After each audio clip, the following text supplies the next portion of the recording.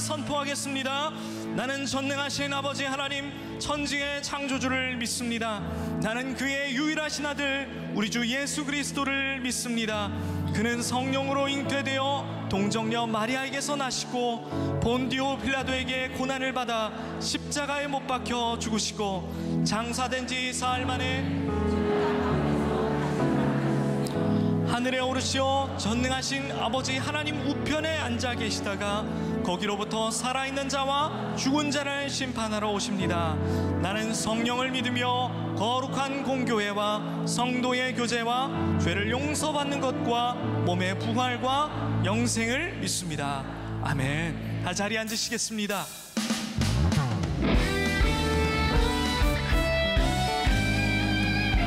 슬픈 마음 있는 사람 예수 이름 믿으며 영원토록 변함없는 기쁨. 다시 한번. 슬픈 마음 있는 사람, 슬픈 마음 있는 사람 예수 이름 믿으며 영원토록 변함없는 기쁜 마음 얻으리. 예수의 이름은 세상의 소망이요 예수의 이름은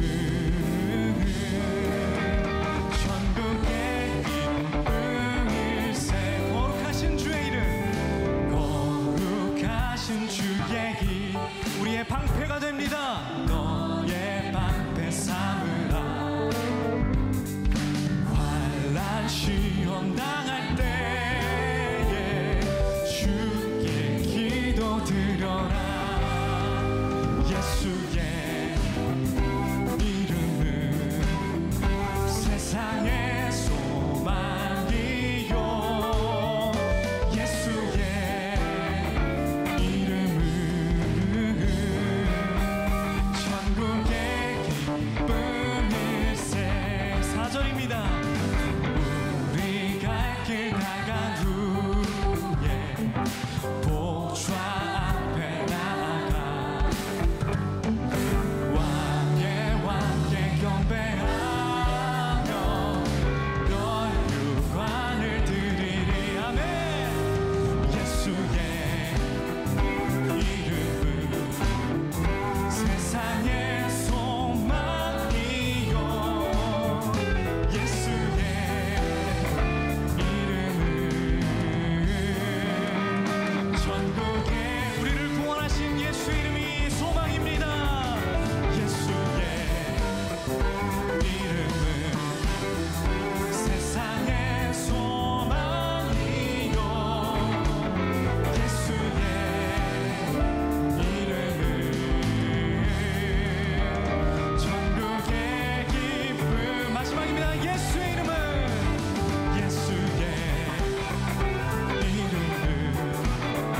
세상의 소망이요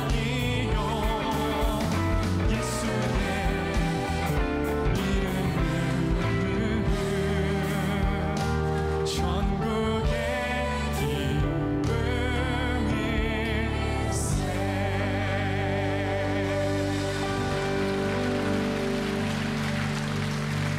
하나님께서 주신 것들 중에 조금만 그 상황과 환경이 변하고 우리의 뜻대로 되지 않으면 우리는 하나님의 사랑을 자꾸 의심합니다.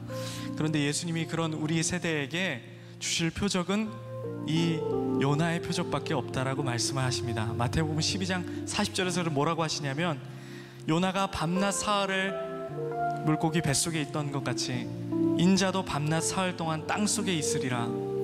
주님이 우리에게 보여주실 표적이라는 것은 내가 어떤 너에게 아이템을 주어서 어떤 조건을 충족시켜줘서가 아니라 그 충족된 조건 때문에 나를 사랑하는 게 아니라 나를 던져서 너를 사랑한 것, 내가 너를 구원한 것, 영원히 죽을 수밖에 없었던 너를 내가 구속한 것, 그것이 우리 주님이 우리에게 보이고자 하셨던 유일한 표적이라고 말씀하셨습니다.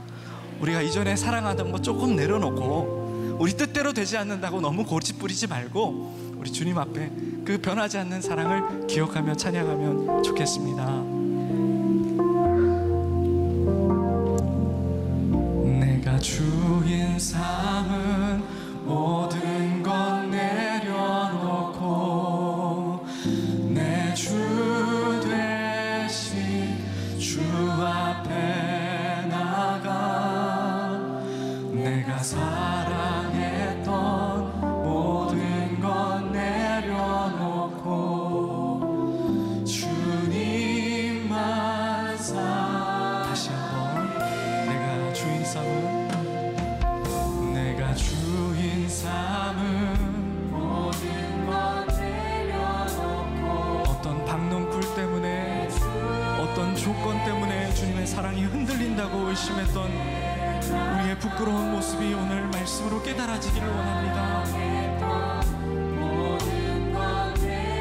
모든 것 주신 주님 앞에 주님만 우리 함께 고백합시다. 주 사랑 주 사랑 거친 풍랑에도 깊은 바다처럼 나를 잠잠케 해 주 사랑 내 영혼의 그 사랑 위에 다시 한번 주 사랑 거친 풍랑에도 주 사랑 거친 풍랑에도 깊은 바다처럼 나를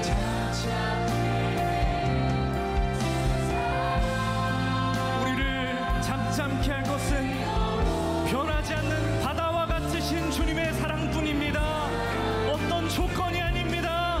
주여 한번 외치고 우리 주님 앞에 기도합시다. 주여 아버지, 우리가 어떤 조건 때문에 주님을 사랑하는 것을 멈추기를 원합니다. 나의 하나님 환경 때문에 주님을 원망하거나 주님의 사랑을 의심하는 것을 멈추기를 원합니다. 이 시간 나를 향해 변치 않으시고 한결같으신 그 주님의 사랑으로 인하여 우리가 하나님 동랑에도 잠잠할 수 있음을 고백합니다. 계속 기도하시면서 주 사랑 거친 풍랑에도 깊은 바다처럼 나를 잠잠케 주 사랑 내 영혼의 말씀 그 사랑 위에 서리 그 사랑 위에 아멘. 주님, 우리가 그 사랑 위에 서겠습니다. 우리의 박넝쿨을 건드리시면 하나님의 사랑을 의심하는 연약한 우리의 인생을 주님 도와주옵소서. 하나님이 살아계신 증거와 조건을 요구하는 우리에게 요나의 표적밖에는 없다고 하셨습니다. 내가 너를 위해 죽는 것, 십자가를 지심으로 영원히 죽을 우리가 구원받은 것, 주님의 크신 주님의 그 사랑 외에는 우리에게 다른 증거와 조건이 필요 없습니다. 우리에게 한결같은 주님 주신 주님의 사랑 앞에 다시 섭니다. 이전에 우리가 사랑했던 것, 의지하던 작디 작은 그늘을 벗어나서 주님의 날개 아래 그늘 밑을 찾는 자 되게 하여 주시고 주님의 사랑 위에 서는 자 되게 하여 주옵소서. 아직도 이곳에 믿어지지 않는 지체들이 있습니다. 나의 믿음 없는 것을 도와주소서. 기도할 때 주님 그 사랑이 깨달아지는 역사 있게 하여 주옵소서. 말씀을 들고 서시는 목사님을 기뻐 사용하여 주시고 듣는 우리가 주의 음성 외에 기쁨 없음을 확인하는 놀라운 시간 되게 하여 주시옵소서. 이 모든 말씀 우리를 구원하신 예수 그리스도의 이름으로 기도합니다.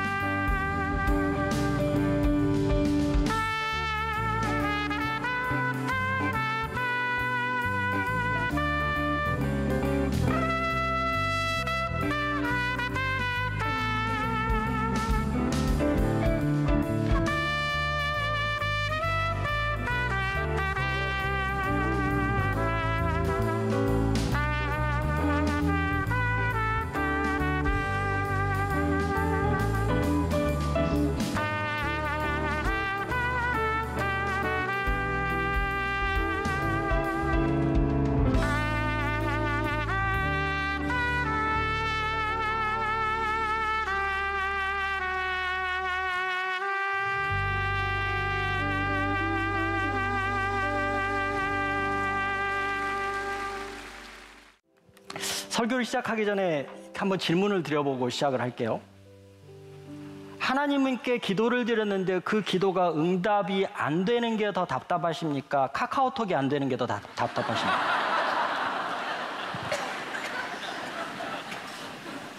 웃으시는 이유는 답을 안 하셔도 제가 알 것 같아요. 뭐가 더 답답한지. 죽겠더라고요. 뭐 밤에 뭘 할 수 있는 게 없어요. 심지어 제가 설교 원고가 바뀌었다고 파일을 보내야 되는데 보낼 수 있는 방법이 또 생각이 안 나요. 되게 답답하더라고요. 그러면서 들었던 생각, 내가 하나님께 응답을 못 받은 거 너무 많아서 이렇게 답답하지 않나? 왜 나는 매번 하나님께 기도하는데 하나님은 나에게 응답을 안 하실까? 하나님은 내 편이 아닌가?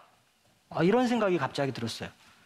그래서 오늘 제가 여러분들과 하나님 편에 서지 않은 세 사람에 대해서 말씀을 전하려고 하는데요. 이렇게 세 사람 이렇게 해놓고 보니까 제가 3자를 되게 좋아하나 봐요. 지난번에는 세 편의 설교를 했고 오늘은 세 사람에 대해 얘기를 하는데 삶을 좋아합니다. 삶. 네, 귀 있는 자는 들을지어다. 네, 삶을 좋아해요. 지금 댈라스 텍사스에 계신 그 삶도 제가 좋아합니다. 네, 이제 웃으시는군요. 네. 이번 설교 시리즈 제목이 말씀 앞에서 두 번째 하나님 편에 선 사람들입니다. 소선지서가 시리즈 제목이 아니고 하나님 앞에 선 사람들을 소선지서에 있는 선지자들을 통해서 저희가 알아보자는 거예요. 당연히 선지자는 하나님 편에 서 있겠죠. 저희는 그렇게 알고 있어요.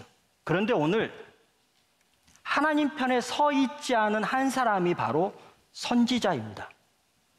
방금 전에 화면에 떠올랐던 고래를 보시면 생각나는 선지자가 누군가요? 요나입니다. 요나는 선지자인데 하나님 편에 서 있지 않았을 뿐만 아니라 하나님을 협박하기까지 한 발칙한 선지자입니다. 지난 9월 21일 바이블온 365의 대상이 누구였냐면 요나서였습니다. 근데 이전의 요나서 그리고 이후에 듣게 된 요나서, 이전에 들었던 소선지서 그리고 그 이후에 듣게 된 소선지서와 요나서가 좀 차이가 있더라고요. 대부분의 소선지서들은 이스라엘 백성이나 이방 민족을 향한 회개나 심판의 메시지가 주 내용을 이루고 있습니다.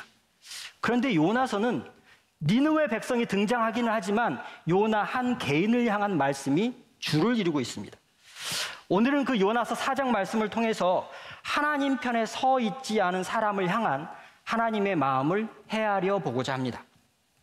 요나 하면 떠오르는 이미지가 뺀질이, 투덜이 이런 이미지가 있어요. 그런데 사실 요나는 당대에 꽤 잘 나가던 선지자였습니다. 하나님의 말씀을 직통 계시로 받았고요. 그 말씀 받은 대로 니느웨까지 가서 말씀을 선포할 수 있었던 탑 클래스 선지자였습니다. 그런데 요나서 1장부터 3장까지를 보면 요나가 과연 소선지서의 주인공인지 요나가 선지자가 맡긴 한 건지 의구심이 들 정도입니다. 요나는 1장부터 3장까지 도망치고 물고기 뱃속에서 튀쳐나오고 니느웨 백성에게 말씀을 전하는 그 모든 장면을 봤을 때 저에게 들었던 생각은 뭐였냐면 요나는 하나님의 말씀보다는 본인이 가지고 있는 생각, 본인이 가지고 있는 경험, 본인이 가지고 있는 의, 본인이 가지고 있는 하나님에 대한 기대로 살았던 사람이구나. 선지자라면 당연히 하나님 편에 서서 하나님의 말씀을 중심으로 살아야 하는데 선지자 요나는 하나님의 편이 아닌 다른 편에서 하나님의 말씀을 증거하려고 했구나. 하나님이 자기의 생각대로 움직이지 않고 자기의 생각과는 영 딴판의 일들을 벌이시자 하나님한테 대듭니다. 근데 대들어도 자기 생각이 관철되지 않자 하나님께 죽겠다고 협박까지 합니다. 근데 어찌됐든 그러한 요나의 사역을 통해서 니느웨는 회개하고 하나님으로부터 구원을 받습니다. 요나서 3장 10절에 이렇게 기록되어 있습니다. 하나님이 그들이 행한 것 곧 그 악한 길에서 돌이켜 떠난 것을 보시고 하나님이 뜻을 돌이키사 그들에게 내리리라고 말씀하신 재앙을 내리지 아니하시니라. 요나가 하나님의 뜻과는 하나님의 말씀과는 달리 살았다고 했는데 우리가 아는 하나님은 어떤 분인가 한번 생각해 보세요. 우리가 아는 하나님은 한 생명을 천하보다 귀하게 여깁니다. 그 얘기는 뭐냐면 나를 귀하게 여기다는 거예요. 또 주님은 99마리 양보다 한 마리 잃어버린 양을 찾기 위해 애를 쓰시는 분입니다. 그 말은 곧 뭐냐면 내가 잃어버린 양일지라도 주님은 절대로 나를 버리지 않는다는 얘기예요. 이런 하나님의 입장에서 니느웨 백성이 회개하고 구원을 받았다는 사실은 너무나 기쁜 일입니다. 그런데 요나는 좀 이상해요. 하나님께 쓰임받은 요나도 하나님이 저렇게 기뻐하시면 자기도 감격해야 하고 기뻐야 하고 희열에 넘쳐서 뛰어야 합니다. 그런데 오늘 1절 말씀을 보니까 분위기가 조금 이상합니다. 1절을 볼까요? 요나가 매우 싫어하고 성내며, 우리말 성경에는 없지만 영어 성경에는 여러분이 보시는 것처럼 but이라는 단어가 들어있습니다. 앞의 내용과 뒤의 내용이 상반될 때 쓰는 단어입니다. 3장 10절의 내용과 4장 1절이 서로 다르다는 겁니다. 니느웨 백성이 구원을 받아서 하나님은 기쁘신데 반해서 요나는 매우 싫어하고 성냈다는 겁니다. 신약에도 요나와 비슷한 인물이 등장합니다. 하나님 편에 서지 않은 두 번째 사람, 정확히는 아버지 편에 서지 않은 아들 이야기입니다. 누가복음 15장 11절부터 32절에 우리들이 너무나 잘 알고 있는 탕자의 비유가 나옵니다. 탕자의 비유에는 세 명의 인물이 등장을 합니다. 아버지, 큰아들, 둘째 아들. 누가 요나 같으세요? 아버지가 요나일까요? 큰아들이 요나일까요? 둘째 아들이 요나일까요? 둘째 아들이 아버지에게 자기의 분깃을 달라고 하고 아버지에게서 받을 유산을 다 챙겨서 집을 떠납니다. 집을 떠나서 외지에서 타지에서 흥청망청 쓰다가 쫄딱 망하고 아무것도 할 수 없는 비참한 처지에 이릅니다. 그때 둘째 아들은 이렇게 생각합니다. 내가 여기 있는 것보다 차라리 아버지 집에 가서 품꾼으로 있는 게 더 낫겠다 생각을 하고 아버지 집으로 돌아오는데 아버지가 그 둘째 아들을 기다리다 반갑게 맞이하고 잘못을 뉘우친 둘째 아들을 다시 아들로 받아줍니다. 그때 집에서 근면 성실하게 일하던 큰아들이 돌아옵니다. 누가복음 15장 28절에 이렇게 기록되어 있습니다. 그가 큰아들이 노하여 들어가고자 아니하거늘 아버지가 나와서 권한대. 하나님을 닮은 아버지, 요나와 같은 큰아들, 니느웨와 같은 둘째 아들, 같은 아버지 밑에 성장한 형제인데 동생이 고생고생하다 들어오면 기뻐도 시원찮을 판에 형은 동생이 돌아온 걸 보고 노하고 있습니다. 같은 하나님의 피조물인데 니느웨 백성이 용서받은 걸 보고 왜 도대체 요나는 화가 나 있는 걸까요? 2절에 그 이유가 잘 나와 있습니다. 요나가 첫 번째 부르심에 응하지 않고 다시스로 도망간 이유이기도 합니다. 제가 풀어서 설명을 드리겠습니다. 제가 이스라엘에 있을 때 이렇게 되리라고 말씀드리지 않았습니까, 아버지? 이런 꼴 보기 싫어서 다시스로 도망친 겁니다. 제가 아는 하나님은 은혜로우시고 자비로우시고 노하기를 더디하시고 사랑이 많으셔서 재앙을 내리는 일보다 돌이킨 적이 더 많으신 분이니까요. 네, 이럴 줄 알았습니다. 요나는 지금 하나님께서 느느웨를 용서해 주신 것이 못마땅한 겁니다. 하나님이 행하신 일이 의롭지 않다고 믿는 겁니다. 자기 생각에. 죄도 어느 정도여야 용서가 되지. 니느웨처럼 저렇게 엄청난 죄를 저지른 죄악의 도시를 어떻게 용서할 수 있느냐는 거죠. 하나님이 아무리 은혜스럽고 자비로우신 분일지라도 이것만은 안 된다는 겁니다. 다시 탕자의 비유로 돌아가 볼까요? 큰아들 생각에 동생은 돌아와서는 안 됩니다. 자기 것 이미 다 챙겨가 놓고선 다시 돌아온다는 게 말이 안 됩니다. 만일에 돌아온다선 치더라도 아버지는 일단 동생을 혼내야 합니다. 그리고 혼내고 나서 설령 부자지간의 정을 끊을 수 없어서 받아들여준다고 할지라도 아들이 아니라 동생이 원하는 것처럼 품꾼으로 받아줘야 되는 겁니다.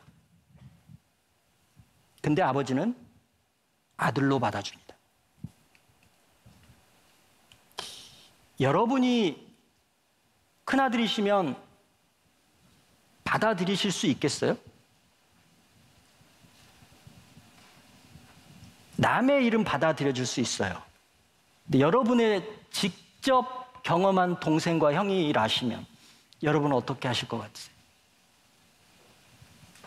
여러분의 자유에 맡기겠습니다. 일단 불평이 끝나자 3절에서 요나는 하나님께 간구합니다.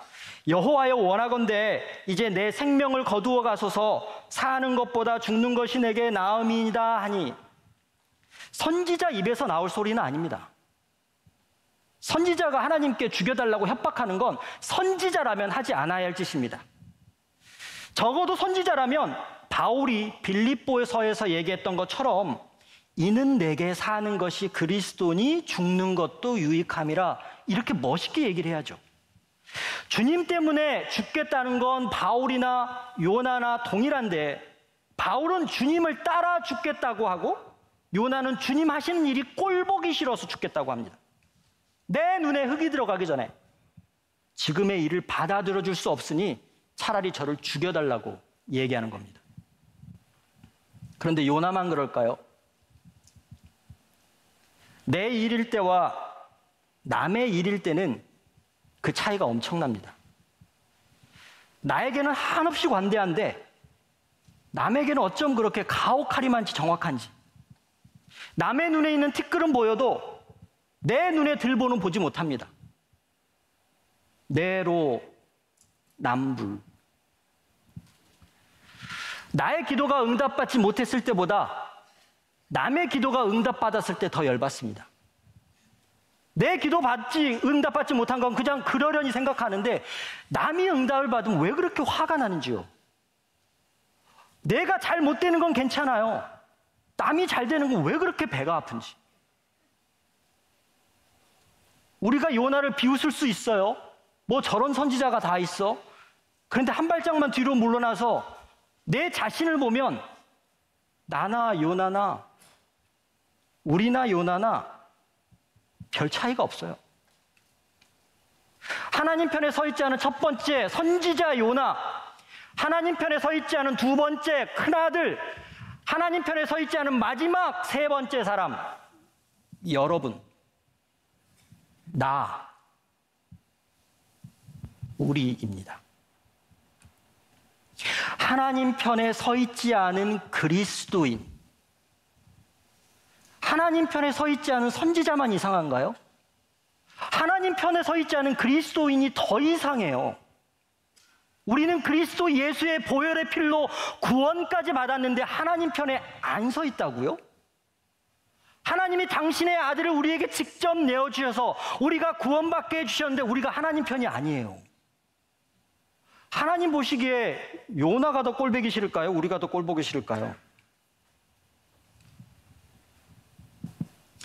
화내고 불평하고 죽여달라고 떼쓰는 요나를 향해서 하나님이 4절에서 이렇게 말씀하십니다.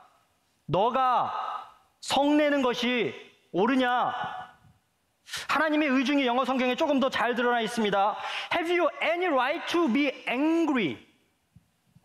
너에게 이렇게 화낼 권리가 있어? 너 도대체 무슨 자격으로 나한테 따지는데? 저도 아주 가끔 하나님을 원망할 때가 있습니다. 하나님께서 너무하실 때가 있거든요. 이치에 맞지 않을 때가 있거든요. 의롭지 않아 보일 때가 있거든요. 하나님 왜 나한테 이러시는데요? 이렇게 따져 묻고 싶을 때가 한두 번이 아닙니다. 요즘 바이블온 365의 복음서를 따라 읽으면서도 예수님의 말씀이 불편할 때가 있습니다. 주님의 말씀은 소위 공정과 상식에 맞지 않습니다. 너무 비효율적이고요, 비현실적이고요, 기준도 없고요, 심지어 가혹하기까지 합니다. 눈에 보이고 측정이 가능한 어떤 물질이나 아니면 소유, 성취에 익숙한 저에게 주님의 말씀은 되게 불편합니다. 그리고 화납니다. 이해도 안 됩니다. 용납도 어렵습니다. 근데 저에게 동일하게 하나님이 이렇게 얘기를 하세요. 너가 성내는 것이 옳으냐? 너가 성내는 것이 옳으냐? 너 성낼 자격이 있느냐? 너가 성내는 것이 옳으냐는 하나님의 질문 앞에 요나가 말문이 막힙니다. 성내는 것이 옳지도 않을 뿐더러 요나에게는 그럴 권리가 없으니까요. 사실 이건 질문이 아닙니다. 확인 사살입니다. 너 그럴 자격 없어. 너 그러면 안 돼. 요나에게는, 그리고 우리들에게는 하나님의 사랑과 은혜와 용서에 대해 화를 낼 어떤 권리도 없습니다. 조금 더 자세히 말씀을 드릴까요? 이 세상은 하나님 겁니까? 여러분 겁니까? 대답 안 하셔도 돼요. 이 세상은 하나님 겁니까? 여러분 겁니까? 그냥 아시잖아요. 하나님 거라는 거. 니느웨 백성은 하나님의 피조물입니까? 아니면 요나가 만든 사람들입니까? 요나는 하나님의 피조물입니까? 요나가 하나님을 창조했습니까? 요나나 니느웨 백성이나 여기 있는 우리나 다 하나님의 피조물입니다. 하나님이 만드신 거예요. 만드신 하나님이 우리를 마음대로 하실 수 있어요. 마음대로 안 하시는 게 감사할 따름이지. 하나님이 자기가 맞는 걸 마음대로 하신다는데 왜 우리가 따져요? 왜 우리가 성내요? 왜 우리가 열받아요? 요나 첫 번째, 두 번째 큰아들, 둘째 아들이 아버지의 재산을 받아서 갔습니다. 아버지의 재산을 받은 거지 큰아들의 재산을 받은 게 아니에요. 큰아들은 둘째 아들이 돌아오자 내가 받아야 할 분깃을 또 나누겠구나 이런 생각을 했겠죠.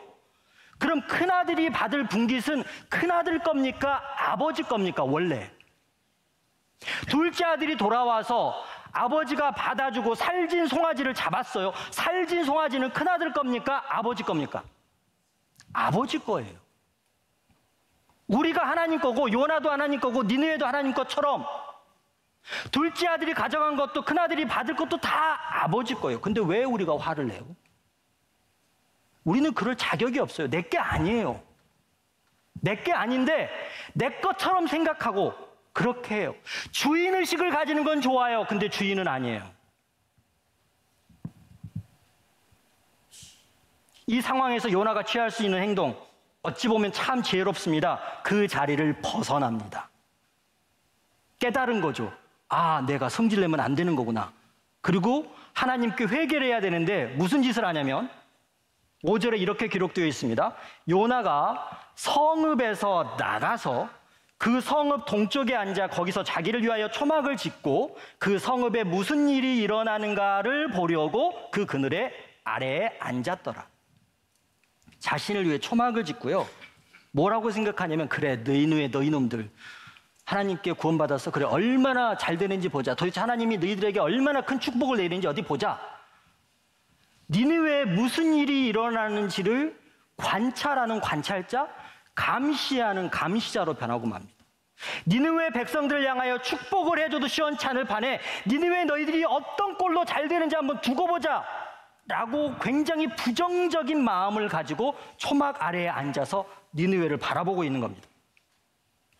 그리고 6절에 이 배은망덕한 요나를 향한 하나님의 마음이 나타납니다.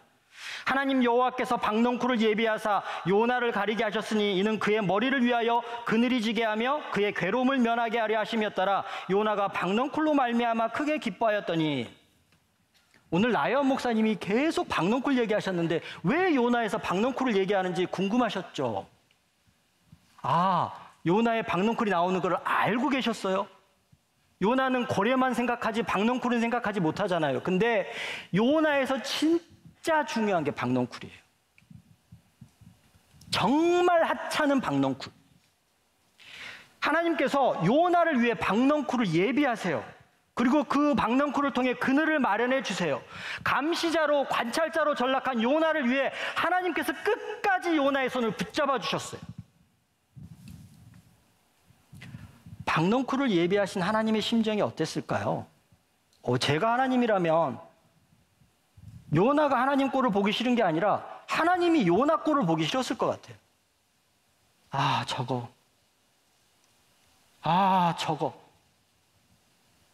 저거 어떡하지?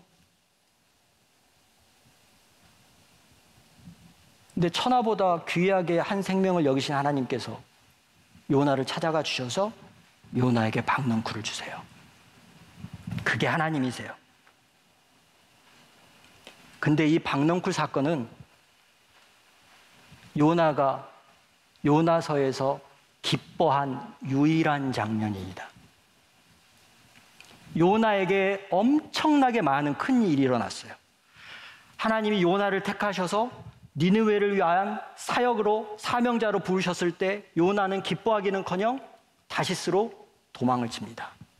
물고기 뱃속에서 하나님이 육지로 토해내서 요나의 생명을 살려주셨을 때 요나는 감사하긴 했지만 기뻐하진 않았습니다. 자신의 사역을 통해서 12만여 명의 니느웨 백성이 구원을 받았음에도 요나는 기뻐하기는커녕 매우 싫어하고 성냈습니다. 왜요? 대부분이 남의 일이거든요. 니느웨로 가서 사역 정하는 거 하나님 일이에요. 하나님이 나를 살려주신 것도 니느웨 가서 사역하라고 시킨 거예요. 니느웨가 구원받은 것도 나하고는 상관없는 일이에요. 그런데 박넝쿨은 이게 뭐라고 나에게 기쁨이 돼요. 아까 나연 목사님이 그런 얘기 하셨죠? 여러분에게는 박넝쿨이 뭐세요? 여러분의 박넝쿨은 뭐예요? 여러분의 건강이신가요? 여러분의 재물이신가요? 여러분의 환경이신가요? 그럼 그 박넝쿨이 어떻게 되는지 한번 볼까요? 7절과 8절에서 하나님께서는 요나를 위해 또 다른 것을 준비하십니다. 하나님이 벌레를 예비하사 이튿날 새벽에 그 박넝쿨을 갉아먹게 하심에 시드니라. 해가 뜰 때에 하나님이 뜨거운 동풍을 예비하셨고 해는 요나의 머리에 쪼임에 요나가 혼미하여 스스로 죽기를 구하여 이르되 사는 것보다 죽는 것이 내게 나으니이다 하니라. 박넝쿨을 예비하셨다고 되어 있는데 예비하다의 히브리어의 원래는 어떤 의미를 가지고 있냐면 명령하다라는 의미를 가지고 있어요. 하나님이 벌레에게 명령을 하셔서 요나의 그늘을 씌워주고 있던 박넝쿨을 갉아먹게 하시자 그 박넝쿨이 사라지게 되고 요나는 그늘을 잃게 됩니다. 해도 쨍쨍한데 하나님께서는 설상가상 뜨거운 동풍까지 동원하셔서 요나에게 시련을 주시고 반나절 한나절 만에 요나는 정신이 혼미해져서 본래의 자기 모습으로 돌아와 하나님께 따지기 시작합니다. 사는 것보다 죽는 게 나으니 죽여주세요. 요나가 지나치게 경박해 보이세요? 그깟 박넝쿨 하나 하나님께서 어떻게 했다고 요나가 저렇게 화를 내는 게 쟤 참 그렇다 이렇게 생각이 되세요? 제가 여러분들에게 여러분들의 박넝쿨은 뭔지 여쭤봤어요. 여러분들에게 매우 소중한 거지만 하나님께는 그렇게 소중하지 않은 걸 수도 있어요. 수백, 수억 정말 엄청나게 많은 사람 가운데 여러분은 딱 한 사람이고 여러분이 건강을 잃으면 한 사람의 건강을 잃는 거예요. 누가 보기에는 되게 그냥 마땅치 않은 거예요. 그냥 그런 거예요. 근데 그게 나에게는 제일 중요해요. 그래서 그 건강을 잃으면 제일 먼저 누구에게 따져요? 하나님께 따져요. 건강은 그렇다 쳐요. 내가 가지고 있는 재물을 어느 순간 다 잃었어요. 아파트값 올랐다고 엄청 좋아해서 하나님께 축복받았다고. 근데 아파트값이 우수수수수 떨어지고 있어요 지금. 하나님이 사라고 해서 샀는데 왜 아파트값이 또 떨어지지? 그리고 맨 먼저 누굴 원망해요? 사라고 했던 옆에 배우자, 그 다음은 하나님. 박넝쿨이 되게 하찮아 보이지만 우리 누군가에게 그 박넝쿨이 있어요. 여러분은 아세요. 그 박넝쿨이 나에게 뭔지. 9절에서 하나님은 4절과 같은 질문을 요나에게 던지십니다. 하나님이 요나에게 이르시되 너가 이 박넝쿨로 말미암아 성내는 것이 어찌 옳으냐 하시니 이전에는 아무런 답도 없이 요나가 그 자리를 벗어나 성읍을 떠났는데 이번에는 조금 달라요. 볼장 다 본 사람처럼 하나님께 말대답합니다. 뭐라고 말대답하냐면 그가 대답하되 내가 성내어 죽기까지 할지라도 옳으니이다. 너가 성내는 것이 옳으냐? 이거는 질문이 아니라 확인사살이라고 말씀을 드렸어요. 너 그건 몰라라고 다시금 재차 말씀을 하시는데 요나가 오라요, 오라. 나 오라요. 안다고요. 요나의 말투가 상상이 되지 않으세요? 여러분들 많이 해보셨을 건데 제가 언제 박넝쿨 달라고 그랬습니까? 요나의 심정이에요. 요나가 언제 하나님께 박넝쿨 달라고 했나요? 성경 어디에도 요나가 박넝쿨을 주어서 그늘을 만들어 달라고 얘기한 구절이 없어요. 하나님이 사랑으로 요나에게 박넝쿨을 주셨어요. 그러니까 요나 입장에서는 어때요? 내가 달라고도 안 했는데 지가 줘놓고 또 뺏어가. 여러분들도 그렇게 하나님께 따지지 않으세요? 내가 언제 하나님 이 세상에 태어나게 해달라고 했네요. 하나님이 보내셨잖아요. 그래놓고 왜 저한테 이렇게 개고생을 시키세요? 하나님이 줬던 거잖아요. 근데 왜 뺏어가요? 저 잘 쓰고 있는데. 왜 저한테 사랑하는 사람을 뺏어가세요?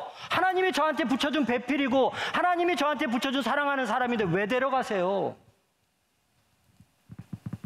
제가 언제 돈 달라고 했습니까? 하나님이 주셨잖아요. 근데 왜 뺏어가요? 건강 달라고 했어요. 제가 주로 기도할 때 쓰는 표현입니다. 제가 달라고 한 건 안 줘요. 근데 달라고 하지 않은 건 하나님이 왜 이렇게 잘 주시는지, 그리고 왜 뺏어가시는지.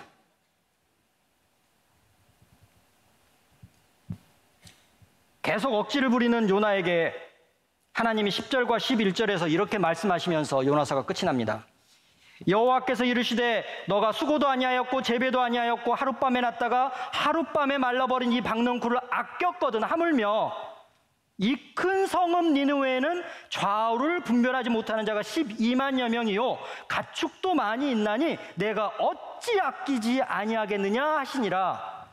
탕자의 비유에도 비슷한 표현이 등장합니다. 누가복음 15장 32절에 이 내 동생은 죽었다가 살아났으며 내가 잃었다가 얻었기로 우리가 즐거워하고 기뻐하는 것이 마땅하다 하니라. 하나님께서는 요나를 괴롭히시기 위해 박넝쿨을 예비하신 게 아니에요. 요나가 너무나 지극히 이기적으로 하나님의 사랑을 잘못 알고 있기 때문에 너가 그렇게 아끼는 박넝쿨, 너는 그 박넝쿨 하나도 아끼는데 내가 어떻게 니느웨 백성을 안 아낄 수 있겠느냐? 내가 니느웨 백성을 아끼는 만큼 너가 박넝쿨을 아끼는 만큼 나도 너를 아끼는데 왜 그걸 몰라? 라고 돌려서 얘기하시는 겁니다.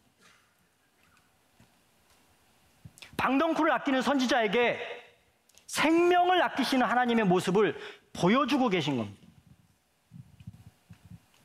선지사나 구약 메시지에는 일반적인 패턴이 있습니다. 하나님의 부르심이 있습니다. 하나님의 부르심에 순종할 수도 있고 불순종할 수도 있습니다. 순종을 하면 별 문제가 없어요. 그런데 불순종을 하게 되면 하나님이 그 불순종에 대한 대가로 심판을 하십니다. 근데 그 심판의 끝자락에 하나님께서 작은 은혜를 베푸셔서 우리에게 회개할 수 있는, 간구할 수 있는 기회를 주십니다. 그 심판에 맞닥뜨려서 간구하는 우리들에게 하나님께서는 구원을 베풀어 주시고 그 구원을 받은 이스라엘 백성들이나 우리들은 순종의 삶을 통해서 다시금 하나님과 가까워집니다. 이게 선지서나 구약의 일반적인 패턴입니다. 그런데 요나서는 마지막이 다릅니다. 낭망하고 원망하는 요나와 하나님의 설득이 첨가되어 있습니다. 보편적인 구약 메시지의 패턴이라면 요나가 다시 변하여 하나님께 순종한 후 행복하게 오래오래 살았다든가 아니면 요나가 끝까지 우기다가 벌을 받아 죽었다든가. 성경은 기승전결이 있기 마련인데 결이 좀 이상합니다. 이후에 요나의 반응이 어디에도 나와 있지 않습니다. 요나서 4장이 아니라 5장까지 있었는데 사라진 걸까? 왜 이렇게 끝났지? 그때 갑자기 제 머리를 무언가 치는 것 같았습니다. 오늘 설교의 제목입니다. 기승전 사랑. 요나서는 기승전 사랑이었습니다. 하나님께서는 요나를 얼마나 사랑하시는지, 그리고 니느웨 백성들을 얼마나 사랑하시는지 그 말씀을 하시면서 요나서를 맺게 하십니다. 요나서 4장은 온 세상을 향한 하나님의 마음이 나타나 있습니다. 내가 세상을 사랑한다. 내가 백성을 사랑한다. 내가 너를 사랑한다. 하나님은 우리가 이러이러해서 아니면 이런저런 일을 해서 사랑하는 게 아닙니다. 우리가 한 모든 노력을 다 합쳐서 그걸 분석해서 구원하시는 분도 아닙니다. 하나님 그 자체가 사랑이십니다. 오늘 저는 여러분에게 무슨 행동이나 말씀의 적용이나 결단 혹은 변화를 이야기하지 않겠습니다. 딱 한 가지. 잠잠히 하나님의 마음이 어떠실까? 그분의 마음이 어디에 있을까? 내가 가진 생각, 의, 논리 다 내려놓고 조용히 찬양을 함께 드리면서 아버지 하나님의 마음을 느껴보시기 바랍니다.